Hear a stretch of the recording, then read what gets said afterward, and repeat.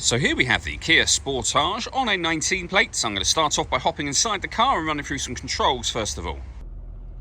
Okay, now that we're inside the car, I'm going to start with the dials. Over on the left-hand side, we have the rev counter and coolant temperature gauge. And on the right-hand side, the speedometer and fuel gauge.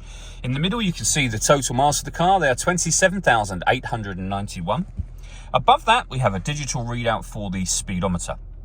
You can change the information that's displayed there using buttons on the steering wheel. We're on the kind of driving data menu at the moment. There are other menus available to you up here as well, and all of those are accessed with the buttons just here. We have cruise control over on that side of the steering wheel as well.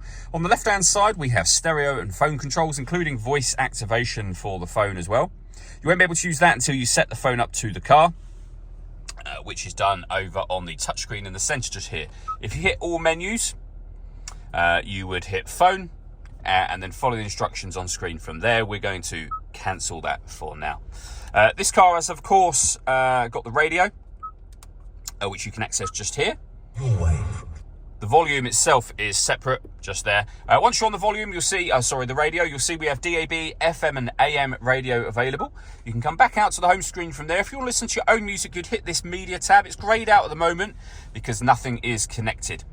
You can connect a USB device. You can also stream your music wirelessly via Bluetooth audio.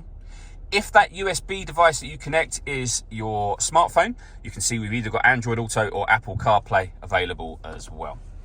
If I put the vehicle into reverse, you'll see that we've also got a full colour reversing camera as well. Working our way down, we have the volume for the stereo, which I mentioned a moment ago. Physical buttons for all of the options that we went through just a moment ago. And then the air conditioning. So you can adjust the fan speed, the temperature, and the direction you'd like the air distributed in.